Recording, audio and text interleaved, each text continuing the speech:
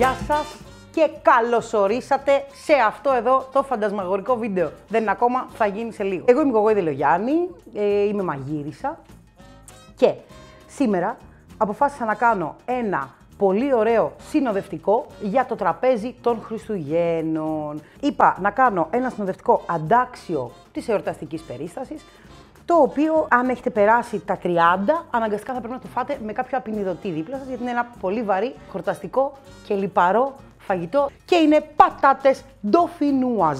Οι πατάτες ντοφινουάζ λοιπόν γίνονται ως εξής. Έχουμε εδώ πατατούλες, τις οποίες εγώ τις έχω καθαρίσει και τις έχω βάλει στο νερό. Πέρα από τις πατάτες, τα πράγματα που έχει μέσα αυτή η συνταγή, τα οποία μας τα έφερε όλα το eFresh στην πόρτα μας και τα οποία θα τα βρείτε σε καλάθι έτοιμα, ένα μπάντιλ όλο, να το πατήσετε, να το ψωνίσετε, να το μαγειρέψετε και ο Θεός μαζί σας, είναι βούτυρο, τριμμένη γραβιέρα, γκρουγιέρ βάζουν οι Γάλλοι κανονικά, εμείς έχουμε γραβιέρα θα βάλουμε, τριμμένη παρμεζάνα, αυτή είναι δική μου προσθήκη, έσπασα το πολύ γκρουγιέρ γιατί βγάζει λίγο λάδι και κρέμα γάλακτος. Στη Γαλλία βάζουν κρέμ φρες, στην Ελλάδα δεν έχουμε κρέμ φρες, θα βάλουμε κρέμα γάλακτος, it's okay.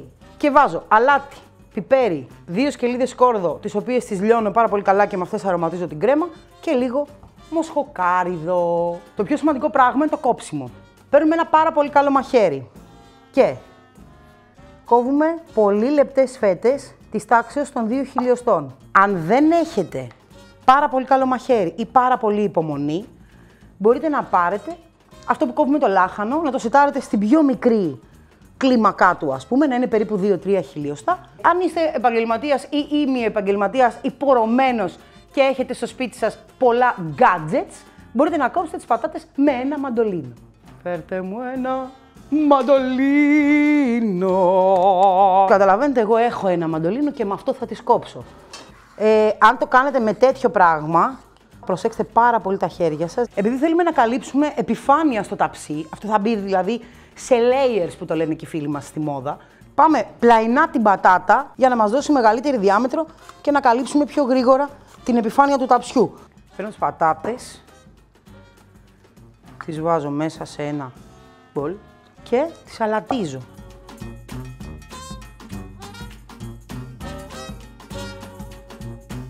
Παίρνω 2 σκελίδες σκόρδο, τις καθαρίζω και ψιλοκόβω.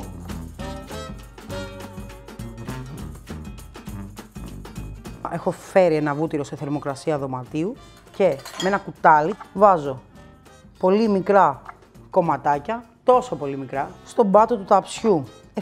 7-8 για αυτό το ταψί που έχω εδώ. Πατάτα, στρώσουμε.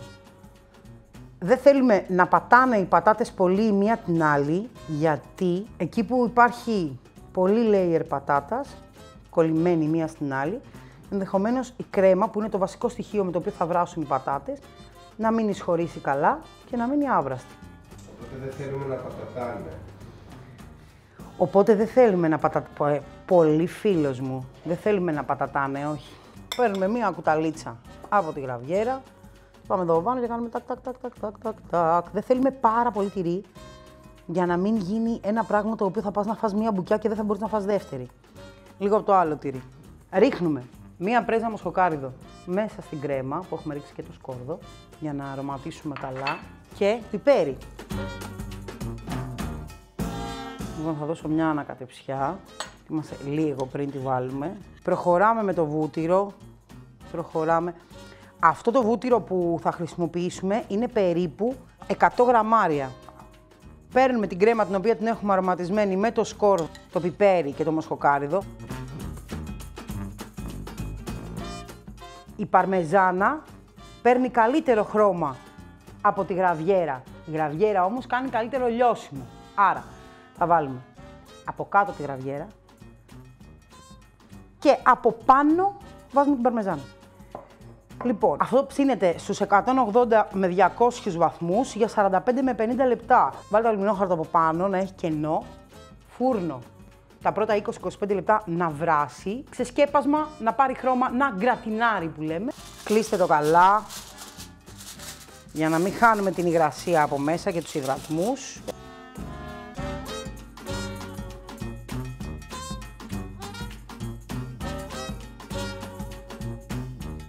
Το βγάλαμε από το φούρνο, είναι αυτό. το έχουμε αφήσει να κρυώσει. Από κάτω καίει. Θέλω να πω ότι όταν θα το κόψουμε τώρα, είναι ιδανική θερμοκρασία για να το φάμε. Απλώς πρέπει να έχουν κάτσει πίσω τα βούτυρα, το τυρί κτλ. Τουλάχιστον μισή ώρα να έχει έρθει σε θερμοκρασία δωματίου. Έχουν βράσει σούπερ οι πατάτες και με τη σπάτουλα.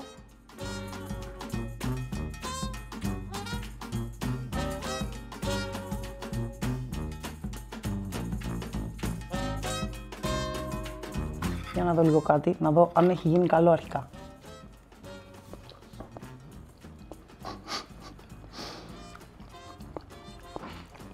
Θέλω να κλάψω. Για να είστε σίγουροι για τη συνταγή και τα υλικά, μπείτε εδώ από κάτω, βρείτε το καλάθι με όλα τα υλικά, μπείτε στο section συνταγές, βρείτε τη συνταγή και σας παρακαλώ να την κάνετε και να μας αφήσετε ένα review. Θα χαρώ πάρα πολύ. Καλές γιορτές, να είμαστε καλά και του χρόνου με υγεία.